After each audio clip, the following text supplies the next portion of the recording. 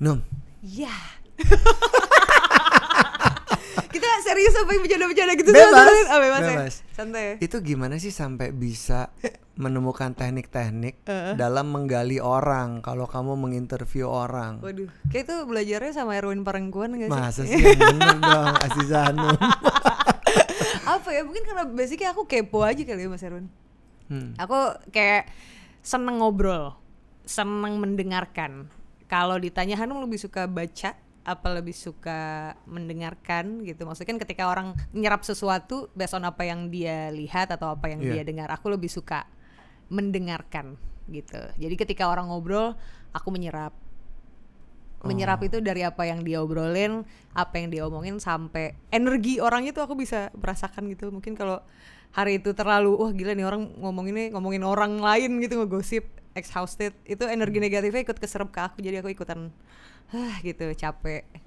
Tapi nggak tahu, azan itu kan juga terasa sebagai praktisi public speaking kan juga pasti Mas Erwin merasakan hal yang serupa nggak sih? Iya nggak sih? Kayak saya ngeliat ya kamu interview tokoh-tokoh siapapun itu, terus kan age gapnya lumayan jauh. Iya. Mereka 50, 60, bahkan ada yang 70 tahun. Tapi mereka ketemu kamu tuh kayak tuh gimana sih bisa bikin energi levelnya sama padahal generasinya berbeda. Kan gak cuma sekedar listening skills kan. Iya sih, I know. Approaching skills ya. Approaching skills. Iya, kayak mungkin aku membiasakan pre-interview sih. Kayak aku mengenal narasumberku terlebih dahulu sih. Kayak misalnya Mas Erwin juga pasti melakukannya, tapi menurutku riset itu adalah segalanya. Aku mengenali karakter narasumberku yang akan ku wawancara ini seperti apa. Salah satunya adalah ngulik zodiaknya. Ngulik zodiaknya? Iya sih. Jadi aku bisa tahu tentang orang based on zodiak gitu. Jadi misalnya kayak hari ini aku wawancara Gemini nih, Gemini gitu. Kayak tipikal Gemini hatam banget gitu. Secara kayak kita tahu A to Z cowok-cowok Gemini itu modelnya gimana.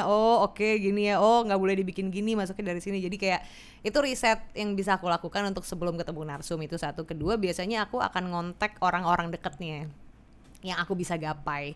Misalnya kalau pejabat, aku ngobrol sama ajudannya. Biasanya kalau bangun pagi, Bapak ngapain sih gitu.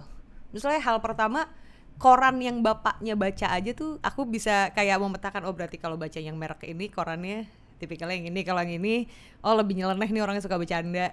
Dan ternyata it works gitu. Sama satu lagi, kebetulan kalau misalnya Mas Erwin nonton di programku yang tayang di TV, itu yang Point of View, memang itu konsepnya adalah kita membuat orang-orang yang kita wawancara dari kelas ABCDE semuanya itu seperti konco gitu. Jadi kayak tanpa memandang siapapun dia, ketika udah duduk di layar sama aku ya kita setara dan ngobrol as a friend, dan ternyata treatment itu berhasil gitu. Kan nggak semua orang punya capacity untuk bisa dengan cepat. Terlepas ada research base yang banyak atau tidak, ketemu orang yang levelnya beda, itu kan ada perasaan nggak nyaman, nggak secure, takut salah, takut dianggap berbeda dan lain-lain. Dan saya ngelihat kamu tuh nggak punya masalah sama sekali, Num. kayak ikan nyebur ke kolam, gitu langsung.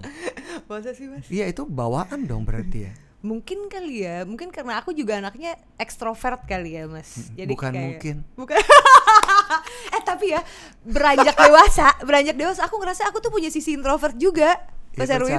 Iya. Percaya. Mungkin karena pertambahan usia kali ya, kematangan, jadi kayak bikin kita ternyata aku bisa begini ya rasanya ya, sendiri tuh bisa lebih tenang ya. Kayak kadang karena saking ekstrovertnya dan saking aku tuh kayak sponge gitu loh. Aku tuh menyerap energi. Tadi aku sempat bilang sama Mas Erwin, itu membuat aku sangat kelelahan. Ketemu orang setiap saat menyenangkan, tapi ada another side yang bikin aku kayak bisa enough dulu, gak capek nih gitu. Kayak ada begitunya gitu. Jadi kalau Mas Erwin bilang aku langsung nyebur, langsung bisa kayak dekat sama orang, alhamdulillah sih. Tapi sesungguhnya yang mekanisme yang ada di dalam sini tuh tidak semudah itu. Terkadang, nggak selalu sih, suka datang kayak gile, masuknya gimana nih biar nggak capek, biar nggak exhausted gitu. Kadang suka ada begitunya gitu. Jadi lucu ya, orang lihat kamu begitu agile, begitu lentur, cepet set. Tapi setelah menjalankan tugas, kamu perlu me time. Aku perlu me time. Recharging. Betul. Tapi karena kebetulan aku juga produser untuk programku, kadang pulang syuting tuh sampai kantor, gambar dijejerin, aku harus langsung ngerjain karena mood wawancaranya tuh masih nempel. Jadi aku tahu mana yang mau dimasukin, mana yang enggak gitu. Kadang itu sebetulnya aku orangnya basicnya prokrastinator banget. Aku sering menunda-nunda pekerjaan, tapi untuk urusan typing dan syuting nggak bisa karena mood wawancara ke mood editing tuh masih harus jadi satu. Jadi momen sendiriku adalah ketika momen aku ngedit. Jadi ketika aku ngedit, teman-temanku di kantor tahu aku nggak bakal digangguin. Jadi ruangan itu kosong, aku sendirian motong tak gitu. Kan apa yang kamu jalanin, yang kita lihat di TV, di channel-channel itu kan sebuah perwujudan atau yang sangat jelas terlihat. Kamu mudah sekali dan sangat taktis membuat orang bisa nyaman dengan kamu. Dan katanya membuat orang lain nyaman dengan kita.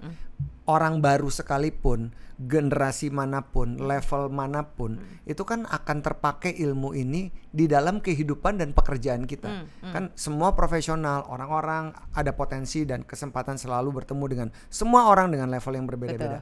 Apa sih tips yang bisa kamu berikan kepada teman-teman kita nih supaya bisa cepet taktis kayak kamu, terlepas dari research base ya? Oke. Aku gak bisa ngomongin yang lain, tapi aku cuma bisa bilang just free to be whatever you. Jangan pernah berusaha untuk jadi orang lain, karena the best version of ourselves ya yang paling asli dari diri kita. Jadi kalau Mas Erwin ngelihat aku sekarang sama aku di layar, hampir gak ada bedanya. Dan itu juga yang didapetin sama narsum-narsumku. Jadi kalau ketawa aku bisa ngakak, aku bisa sampai kayak gitu. Ketika aku berempati, ya aku beneran empati, aku gak dibuat-buat karena kalau kita lagi ngadepin narsum cerita sedih muka kita harus gini gitu. Aku tidak akan melakukan itu. Jadi kalau aku biasa aja, kadang dia lagi cerita sesuatu yang gak harus diketawain tapi aku ketawa. Pas aku ngedit kayak, kenapa tadi gue ketawa ya? Karena it sounds fun. Tapi sebetulnya harusnya gak kayak gitu. Jadi kalau menurutku untuk orang yang pengen mencoba seperti itu, kalau teman-teman sudah gini, indikatornya adalah kalau kita udah merasa nyaman sama diri kita sendiri, trust me, orang juga akan nyaman ada di sekitar kita. Gitu sih. Di mana kita bisa ngukur kalau kita udah nyaman sama diri kita? Sampai di titik mana kamu bilang, oh ini gue nih. Oke. Aziza Hanum nih gue yang kayak gini. This is my version. Di titik mana sampai kamu tahu bahwa this is me. Ini gue yang memang harus gue bawa kemanapun gue pergi dengan kesadaran gue. Mau siapapun orang yang gue jumpai. Oke. Ini terdengar agak-agak bodoh. Tapi di titik ketika kita bisa ngetawain kelakuan kita sendiri sih gitu. Kadang kan ada orang yang menolak untuk terlihat jelek.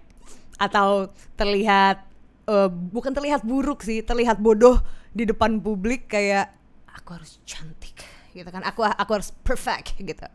Aku sangat nggak di situ gitu. Kadang kayak, hari ini gue bego banget sih bentukannya kayak maksudnya kayak kok muka gue tadi ketawanya gitu, kok body language gue di sebelah narsum kayak monyong-monyong kayak gitu ya pas lagi gue preview gitu. Tapi pas aku lagi ngeliatin kaca atau misalnya aku lagi siap-siap pagi-pagi, memang gue senatural itu, ya udahlah ya, orang juga nggak ada yang protes. Aku sampai bahkan untuk tayanganku khususnya aku nanya ke kantor, lu tuh pada keberatan gak sih kalau gue suka ketawa terlalu ngakak? Itu mengganggu nggak sih? Ini nggak sih? Gitu. Iya, kadang aku ngecek juga gitu. Enggak kok Num, ya udah aman ya, oke gitu.